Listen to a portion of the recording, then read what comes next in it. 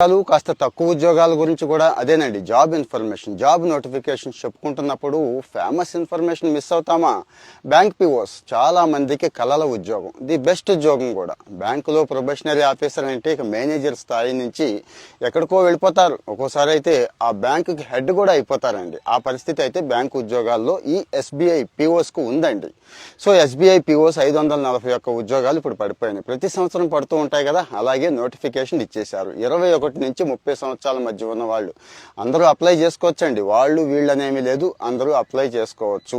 Final year రాస్తున్న వాళ్ళు కూడా అప్లై చేసుకోవచ్చండి. అంటే సెప్టెంబర్ నాటికి కంప్లీట్ అయిపోయింది, 2025 నాటికి అని ప్రూవ్ చేయాల్సి ఉంటుంది. వాళ్ళు కూడా అప్లై చేసుకోవచ్చు.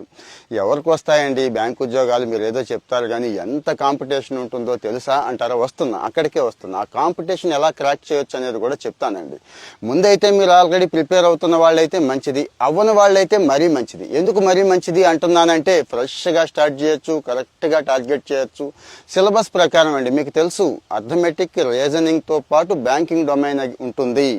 ముందు స్క్రీనింగ్ ఉంటుంది అనేది మీకు తెలుసు, తర్వాత ఇంటర్వ్యూ ఉంటుంది. ఈ రెండిట్లో మీరు పార్టిసిపేట్ చేయగలిగితే, పర్ఫెక్ట్గా ప్లాన్ చేసుకోగలిగితే ఉద్యోగం మీదే అవుతుందండి.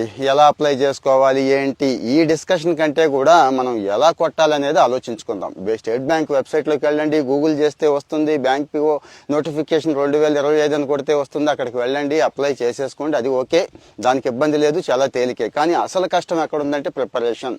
నేను మళ్ళీ గుర్తు చేస్తున్నానండి, మనకి సాయం చేసేవాళ్ళు చాలా మంది ఉన్నారని చెప్పాను కదా. ఇప్పుడు వాళ్ళు ముందుకు వచ్చారు. ఒక మాక్ టెస్ట్లు కండక్ట్ చేసే ఒక స్టార్టప్ ఇప్పుడు మనతో జాయిన్ అయ్యారండి. వాళ్ళు అడిగారు, సార్ మేము కొంతమందికి, ఎక్కువ మందికి కాదు, కొంతమందికి హెల్ప్ చేయదలుచుకున్నాం.